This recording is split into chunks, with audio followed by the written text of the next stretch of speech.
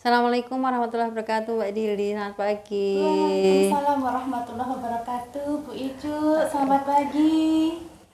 Selamat pagi. Ini mohon maaf kami berdua, saya dengan Dek Rani sowan ke Posbakum PDA Kabupaten Magelang untuk curhat nih, untuk mencari solusi.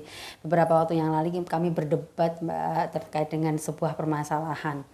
Nah, permasalahannya itu gini, saudaranya Dek Rani itu mau berangkat ke luar negeri, Mbak. Tetapi di situ dari awal ketika cerita itu sudah langsung ada permasalahan bahwa saudaranya ini usianya itu masih 17 tahun. Padahal kan untuk persyaratan untuk ke luar negeri kan ada undang-undangnya ya, Mbak, batas usianya harus di angka 18. Nah, kami berdebat lama ini nggak menemukan solusi, akhirnya ayo ke Mbak Dili aja untuk konsultasi secara hukumnya itu seperti apa. Seperti itu Mbak Dili, mohon bantuannya. Oh iya, ini saya kok ingin dengar ini memang seperti itu, Mbak Rani. Oh iya, Assalamualaikum Mbak Dili. Jadi saudara saya itu kan sudah punya KTP, umurnya 17 tahun, sudah mau daftar untuk berangkat ke luar negeri kerja.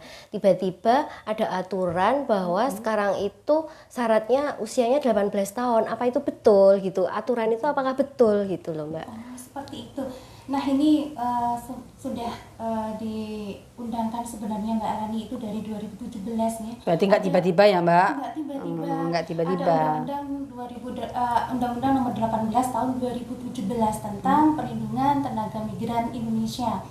Nah, kalau kita melihat di pasal 5 huruf B itu ada, Mbak, berkaitan dengan usia minimal yang bisa untuk diberangkatkan menjadi tenaga kerja Indonesia di luar negeri, yaitu 18 Lah, mohon maaf Mbak Dili, tapi yang kemarin itu pengalaman tahun-tahun kemarin itu tuh 17 tuh bisa berangkat loh Mbak Dili. Ini siapa yang salah? Karena aturan udah lama, tapi kemarin aja bisa berangkat itu. Melihat kenyataan yang ada katanya gitu. Ini kalau berkaitan dengan tenaga kerja Indonesia memang banyak polemiknya di lapangan yang luar biasa, termasuk juga ada keadaan yang ternyata kalau kita melihat undang-undang ini bahkan dari 2017, loh kok ini juga masih banyak juga yang ternyata tidak memenuhi usia tapi berangkat gitu ya Mbak Rani ya.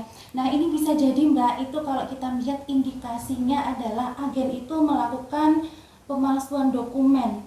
Jadi harusnya di usia itu tertera 18 tahun tapi kemudian belum memenuhi, kemudian dibuat seakan-akan itu ya sudah usia 18 tahun, berarti ada pemalsuan dokumen.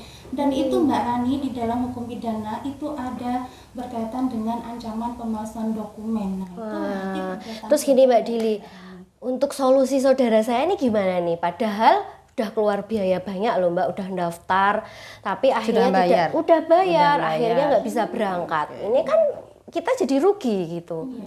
Kalau yang sudah diberangkatkan itu nanti di dalam Undang-Undang Perlindungan Pekerja Migran Indonesia itu ada denda Mbak yang nanti harus dibayarkan dari pihak agen yang memberangkatkan itu kepada keluarga yang jadi tenaga kerja yang diberangkatkan.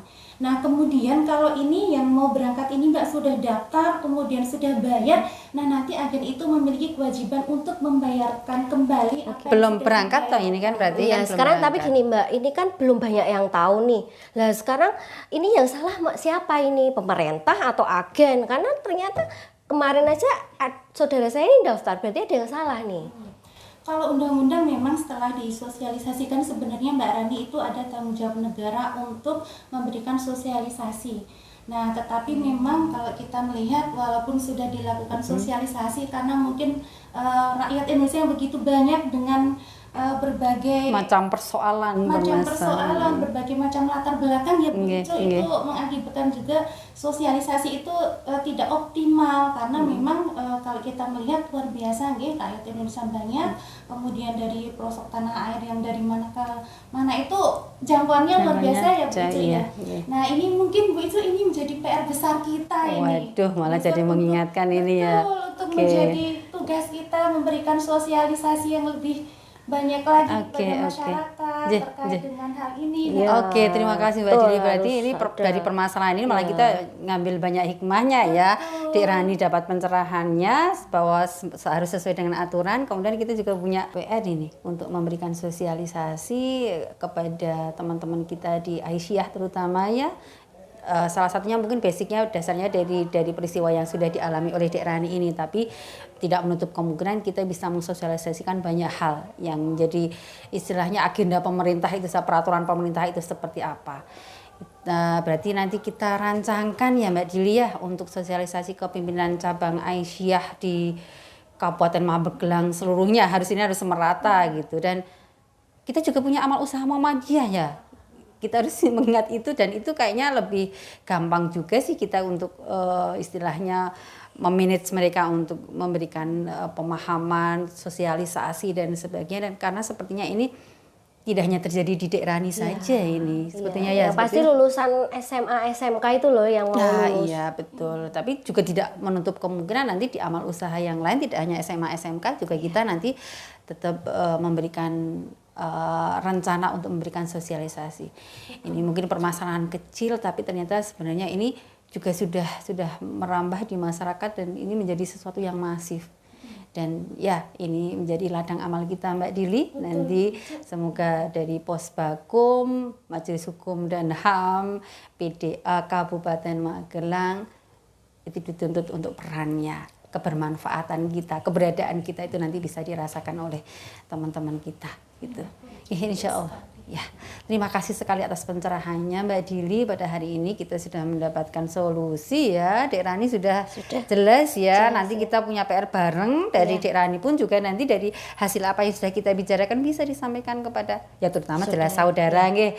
Untuk sosialisasi itu yang paling potensial itu di saudara keluarga dulu, baru nanti di masyarakat. Terima kasih, kita akhiri dengan bacaan hamdalah. Alhamdulillahirrahmanirrahim. Terima kasih. Assalamualaikum warahmatullahi wabarakatuh. Waalaikumsalam warahmatullahi wabarakatuh.